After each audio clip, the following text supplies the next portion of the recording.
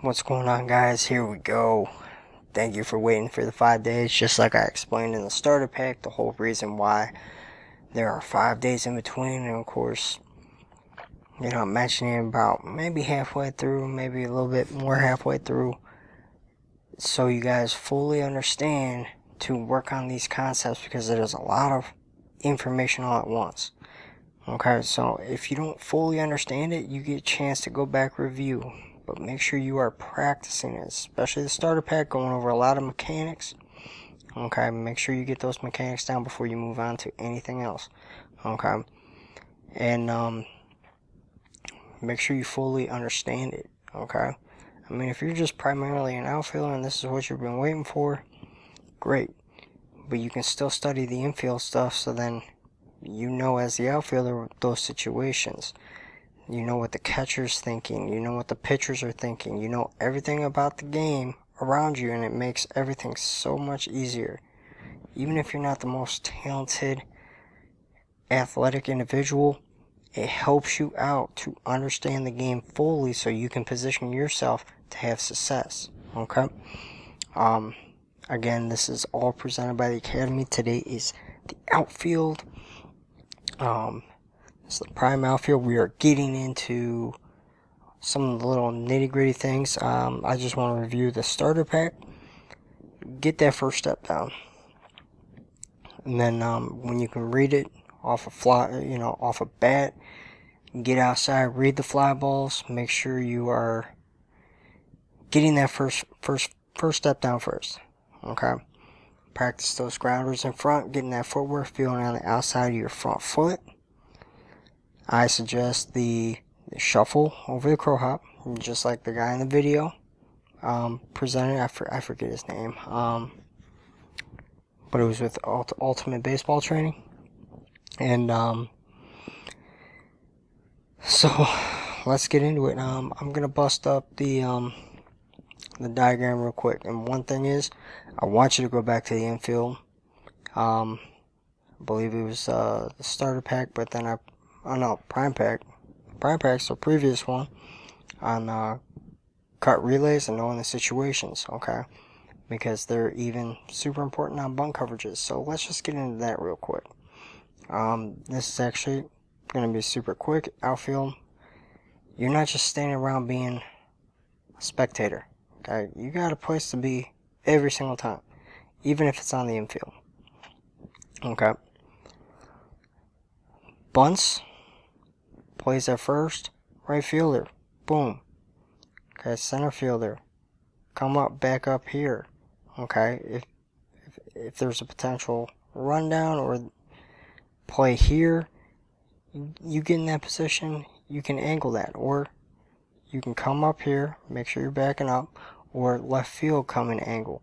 Okay, if a play is going to be potentially to third, left field, you're here, you come up. Okay, you're always moving. Okay, in case you need to be involved in the play. So that would be like on your basic bunt coverages. Okay. So yeah, the bunt coverages, even first and thirds. Okay, you're always moving. You're always getting into a position. All right, you're always backing up a play. It's called max coverage. Okay, so you're always hustling to try to be in a spot. Okay, as a backup player in case an error or anything occurs. Okay, so let's move on. Oh, that video. So on cuts, so balls hit the left field. Almost forgot what I originally first said. Okay, so balls hit the left field. Okay, center field's gonna come back up. Okay, right field, you come up to here. You're still doing something, even though, yeah, unrealistically, you're not going to be busting all the way over there. But you can come back up to play in case left fielder makes a bad throw, goes through there, goes through the second baseman, goes through the first baseman. You never know. Okay? But you're right there to be able to potentially back it up. Same thing with center field. Actually, both are going to be helping out center field. Okay? So right field's hustling over. Even if it's hitting this gap, right fielder, you come here. Okay, if it's hitting this gap, left fielder, you come up.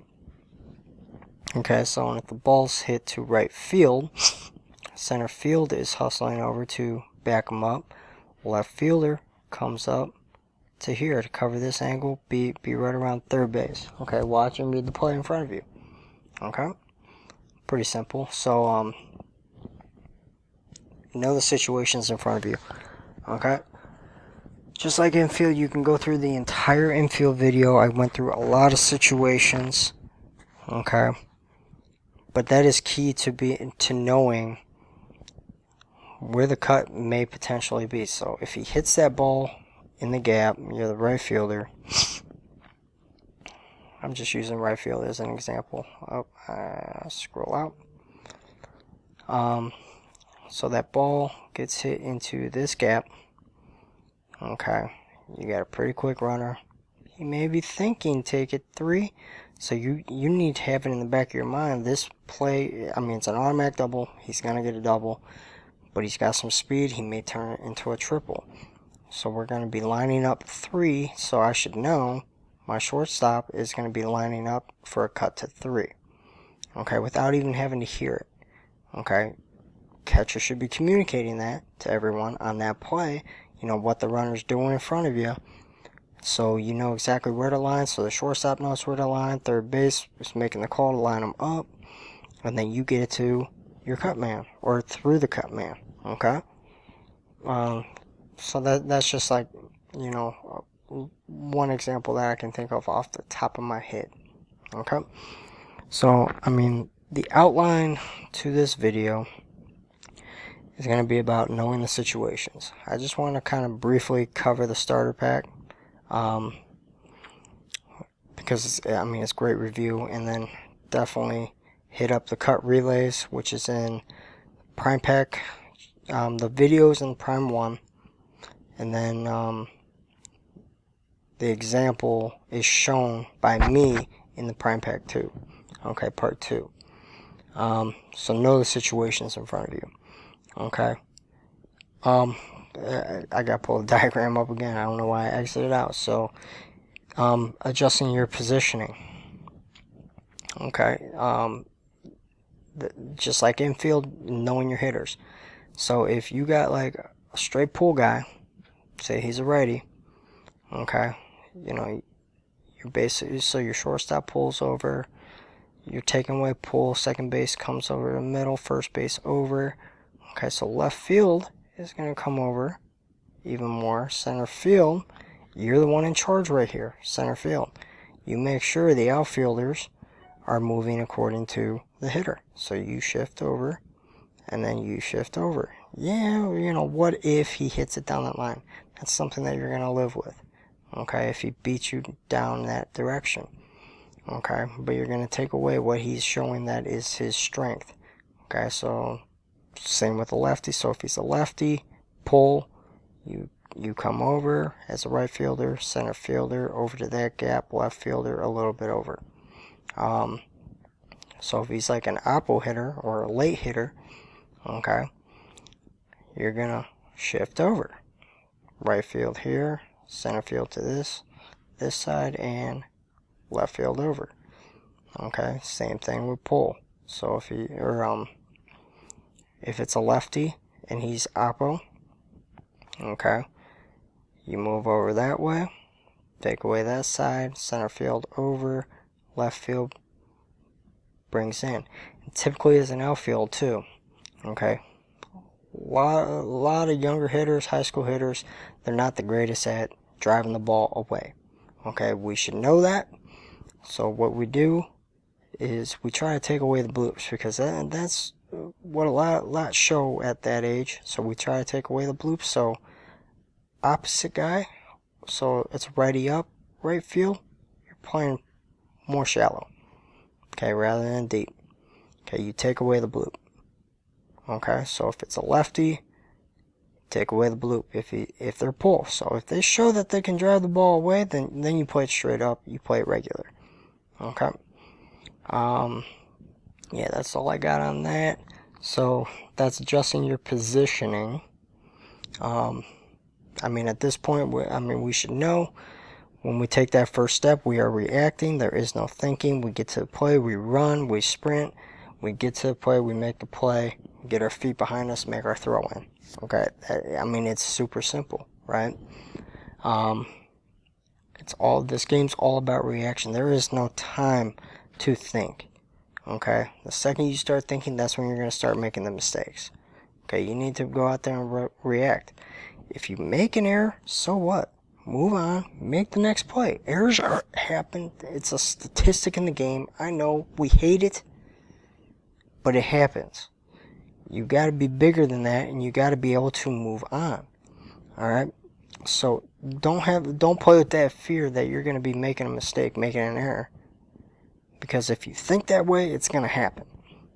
You don't want that to happen. So you rely on your reaction, okay? And your reaction is going to come based off how well you were training and how well you practice those skills, okay? So the key is going back to that starter pack, because I'm giving you the basics, going back to the basics. Even if you find yourself in a rut, go back to the starter pack. Okay, there's a purpose behind everything I do and the steps that to take to get good at this game. Okay? And I know, I mean, some of you guys may sit there, you may look me up, that's fine. I played D3, I was 5'10", 175 pounds. You look at my stats, you look at this, you look at that, and you'll be like, what does this guy know? That doesn't tell the story on how I was able to learn this game and what my journey was to get to that point.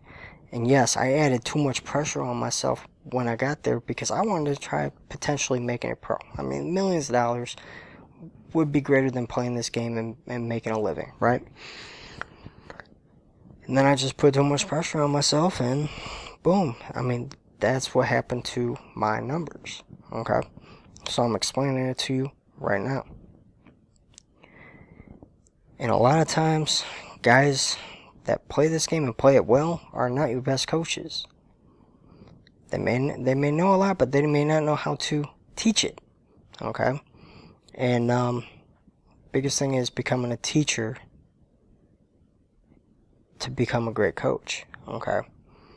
And some may not be the best, but they took in all that information and they know how to teach it to their players. A great example is one of my buddies.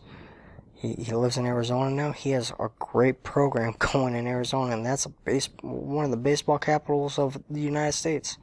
Okay? This guy could not perform to save his life in high school. And he barely started, he barely pitched. I don't even think he made varsity his senior year because he was a senior. And I mean, he always had a great attitude. He was a great teammate, great person to be around. But he was always around this game. He always watched baseball. He was a baseball fan, and he's taken that into his coaching. He may not have the college baseball under his belt. He may not have this. He may not have that. But he is doing a fabulous job down in Arizona with Buckeye High School. Pretty good school to my understanding down there. For baseball. I actually had a kid get signed to go to Arizona State, which is at times a top 25 school. I don't know where the rankings are this year, but freshman, big old lefty, getting signed to go play at Arizona State, which is absolutely cool. So he's with some top notch guys down there, which is unreal to think because he didn't play varsity till his senior year, didn't play college baseball, but took in all the information and he's running with it, and it's awesome. Okay. So let's just go back to cutoffs. Okay. Review that video in the starter pack on where to hit the cutoffs. Okay, you want to throw it through in a straight line. You want to hide it. You're still trying to get them out. But you don't want to sail it because you don't want to give up those extra bases. Okay, you want to sail it, make the throw cuttable if it needs to be cuttable. Okay? to prevent that extra guy from getting in a scoring position. Okay? You want to be roughly right about the head, chest area. Throw it through, get a one hop into the catcher or into the third base. Excuse me. I do that a lot. I don't know why. Whenever I get talking. Yeah, so let's go into double cuts because this is super important. So if you don't know how to be able to throw to your cutoff man properly, I mean, it's going to be hard to execute a double cut. Okay, and I know bad throws will happen every now and then. That's understandable. But, so double cuts, I want you to pay attention to what the outfielder is doing. So they are virtually sprinting to the ball, but they know where the cut needs to be lined up. Okay? They are sprinting to the ball, playing it off the field. Oh, I'm going to show you Jim Edmonds. It's not because he's got the same last name as me. He's not my uncle or anything. He was a great center fielder, so, I mean, you get to see a great example of sprinting the ball, making a play. I mean, he makes some crazy laying out plays. You may not be at that level, but just watch the energy that he takes to catch that fly ball. Okay? So, I mean, right here, first guy, he turns his back, plays it off the wall. That's another thing. Okay, playing it off the wall. If you're playing like at a major league stadium, a minor league stadium where they got the padding, you may get some different bounces. Okay, typically most of us play at chain link fences. Ball just dies right where it's at. Maybe sometimes it takes a bounce, but you gotta know, your field. Okay, the field surroundings the wall. So if you're playing at a field like that, you gotta know, to break down before, read the hop, get in position to field it right off the wall. Okay, so he broke down, he lined up, got it to his cut, and then the cut man throws him out. Okay, so they're also going to show when the outfielder misses the importance of the second trail guy. This guy right here. The defense sends out a two-man relay team spaced approximately 10 yards apart. The idea being that the spacing will allow them to quickly relay good as well as bad throws from the outfield. The lead cut only attempts to relay good throws. All other throws are relayed by the trail man. If positioned correctly, short hops to the lead man will be long hops to the trail man. The basics of running a double cut are you only run it when it's a for sure double. If there were no runners on base, then the relay is going to third base. If there was a runner on first, then you line the relay up for a play at the plate. The third baseman must control third base, and the first baseman typically trails the batter into second base. Okay, I want you guys paying attention to the outfielders. Let's move on. Okay, just watch him. Now he's breaking down. Get that bounce off the wall. So let's go to a ball that's hitting the gap, not down the line.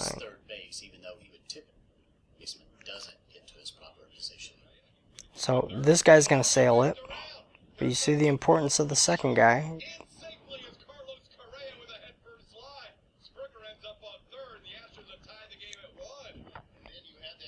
Just like I said, I mean, pro guys, I mean, they're going to make bad throws every now and then too. So, I mean, if you make a bad throw, don't dwell on it too much and too long. Okay? So when he got the ball in, it still got to the relay guy. The third baseman didn't do his job right there. So that was not on the outfielder. So let's go to a ball in the gap. I want to see or show you how they turn and burn.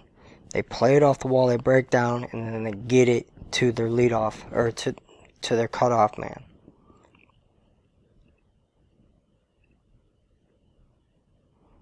Oh, right here.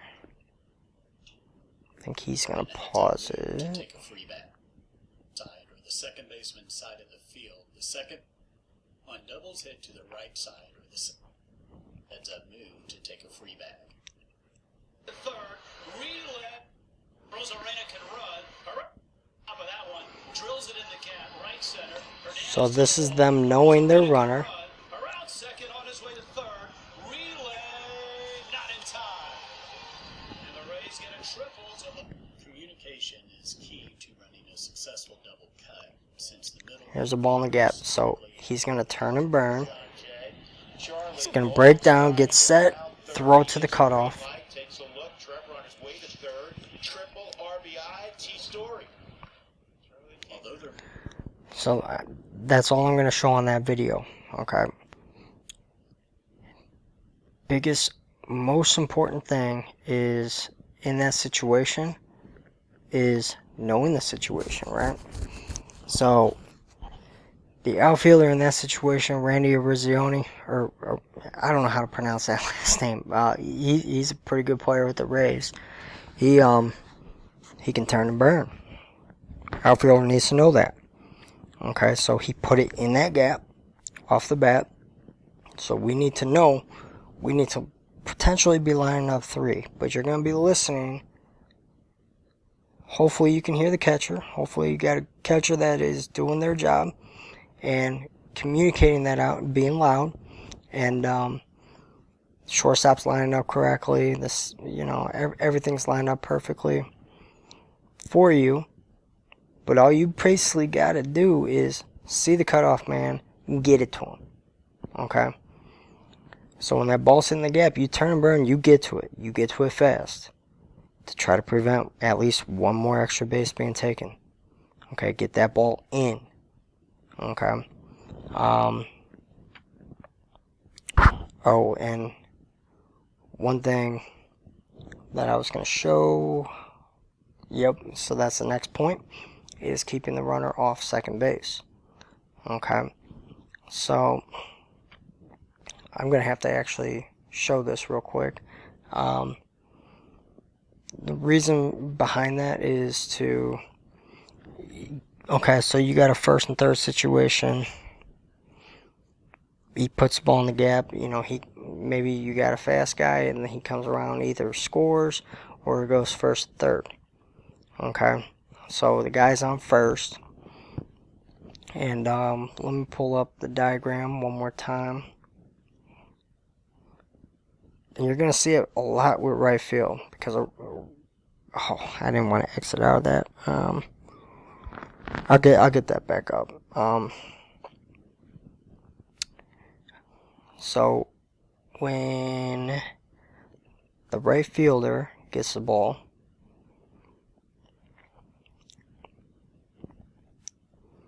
and it's hit, like you see it a lot with the right fielder.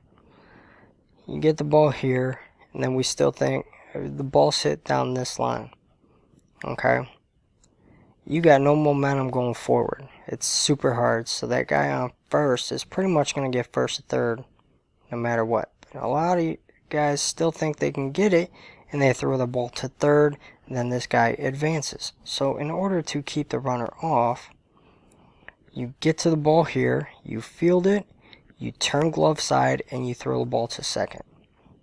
Okay, it could be the same with left field every now and then, but you don't want to give them that extra base. Typically left field, you're going to line up that play to third if he hits a double. Okay, you're mostly going to see this with plays to the right side. So if he has to go off here to ball in the gap, he's pretty much going to go first, third, no matter what. Okay, you got to know that. You got to turn as quickly as you can, get that ball to second base, because this guy here, if they're a good base running team, he's going to look to take that extra base if you make that mistake. Okay, so I just wanted to show the keeping the runner off second technique that you should do. It's not a hard thing to do. It's about knowing the situation, though. Okay, so if you know that's first and third, and you gotta get that ball in quickly, you may have a quick guy on first. He may snag around, go all the way to third. Okay, you know you don't have a really good chance. It's gonna be really hard to get a good throw off. So you're going to be throwing the ball to second, okay, or second, a guy on second, okay, rather than line up 4, because it's going to be an awkward way to get a good throw off. So you're going to throw it to 2, okay, keep that runner from advancing from, rather than make a throw to 4 from an off balance position, and then that runner snags in a run, that the team snags in a run, and then the guy from first who just hit that single that you could have made it a single, but now he's in scoring position because he's on second. Okay, a lot more times you're going to see it with a right fielder, but you can see it, you know, especially a guy on first base, and he tries to go to third. And I would suggest, you know, at times, I mean, you could go 2 or you could go 3. Mostly I would suggest left field, you go on 3. Okay? But it's the same technique that you would use as a right fielder to keep the runner off 2. Or a center fielder where the ball's hit in that right center field gap. Being able to spin glove side to square yourself up and fire that ball. Okay, so say I'm the right fielder. Okay, so I'm the right fielder, I'm on this side. Alright, so what I'm going to do, this is the foul territory. Okay, so I'm going to come up here, show it a little bit. So it's leaking by me and I got to take an angle, right? So if I got to be taking an angle back, it doesn't make sense for me to try to fire and get the out on the guy advancing and then he advances a second. My job there is to keep the runner off second from getting into scoring position. Okay? The other guys are already in scoring position. You can limit your damage, okay, by being smart. And then also, if there's like a 0 or 1 out situation, you keep the double play in order for the infield. Okay? And then you possibly get out of it with no runs given up. Okay? So ball's hit and it's down the right field line. Okay? Like we talked about, taking that good first step. Okay?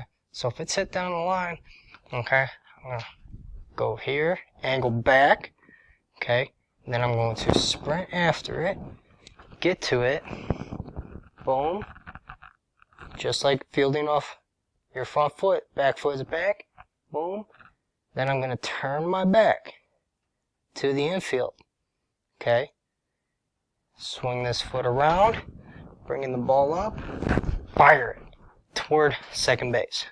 Okay, it's the same technique with all of them. Okay, I mean, if you're a lefty playing left field and the ball's hitting the gap, obviously you're going to backhand it. So let's go with the ball in the gap now. Okay, say I'm a right fielder. I only use right field as an example. If I played outfield, I mostly played right.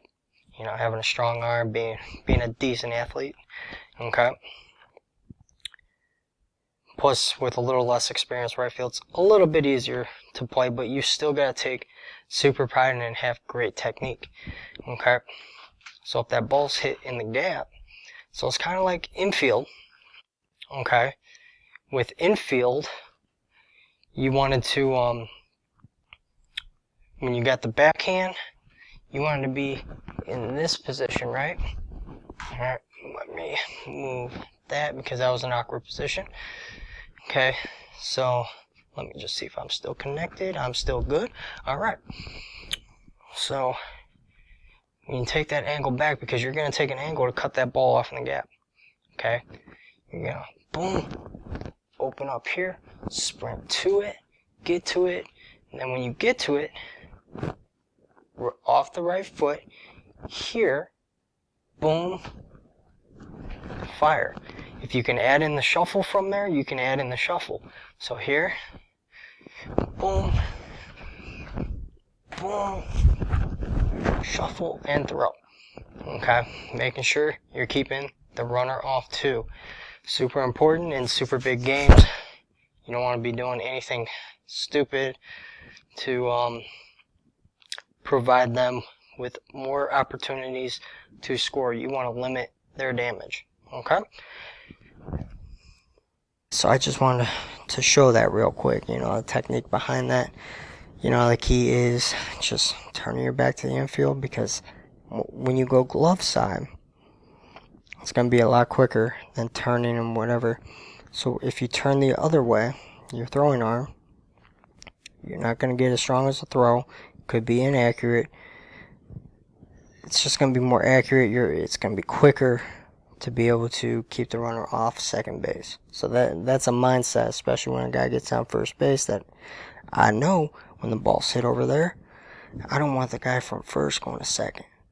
Okay? Because I can't really get myself into a good position to be able to get him out at third. So why am I going to waste that throw and potentially hurt my team? Okay? So double cuts, keeping the runner off second. Okay, so this is super important, especially in the outfield. Just like I mentioned with the infielders, we should all be communicating with each other. Okay, other outfield spots, we got better angles to see if that ball's going to be going over our heads, if we need to go in, if we need, where we need to shift. We need to be communicating everything. Okay, so if we got to be running back too, if we're getting close to the fence, the other guy should be yelling, fence, fence, fence. Okay? Let them know before they run into the fence. Okay? So get your communication down. Okay? Talk, talk, talk. That is the number one most super important thing for your team's success. Okay? That ball's hit to you. You want them to make the play. You got to communicate. You gotta talk. Without talking, this game just doesn't work out. It never does. For the teams that don't talk. The teams that talk, you see them having the success. Okay? Communicate everything with each other.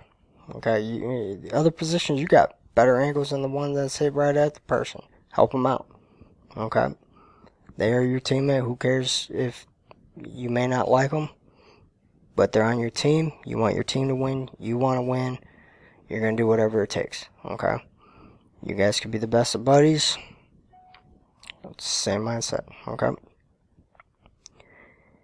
We already went over backing over plays. So I'm just going to pretty much basically conclude it. So, if you ever get bored in the outfield, in between pitches, you can practice your cuts. You can simulate your cut. Okay? It's just simulate. Kind of go back to the Evan Longoria. He was standing in the dugout when he was on the bench. Just going through his progressions. Okay? Imagine himself hitting off that pitcher. But by the time the pitcher is about to throw a pitch, you better be ready. Okay?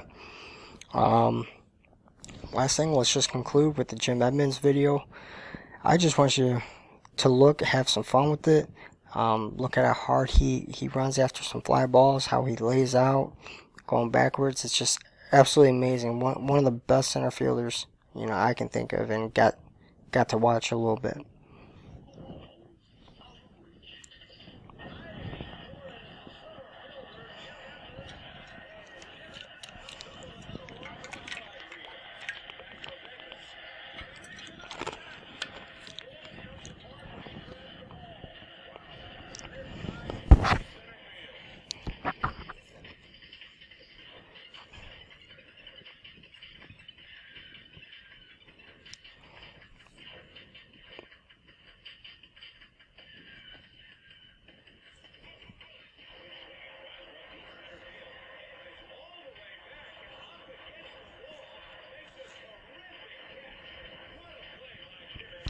And his teammate was probably communicating with him right there that the ball's coming up.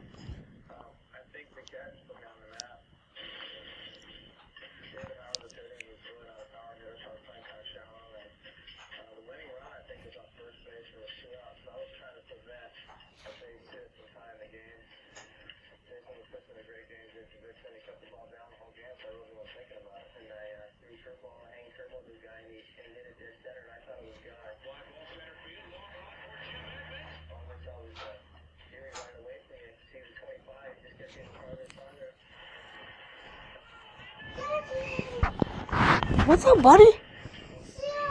My son just woke up. You want to come say hi to him? That is snow.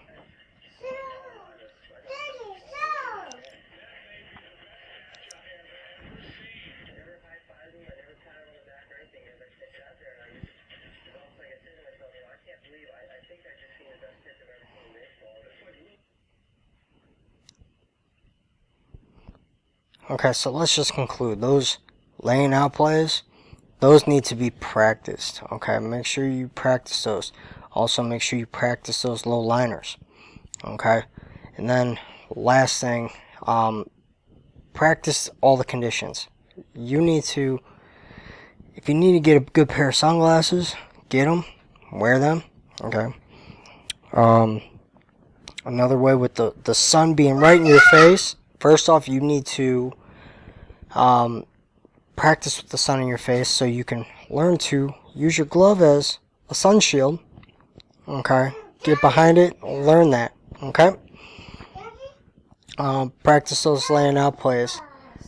And my son is calling my name, so I am going to conclude this video for right now. And just remember, work on that first step, getting those reads. Go back to the starter pack, go through everything, and practice, practice, practice.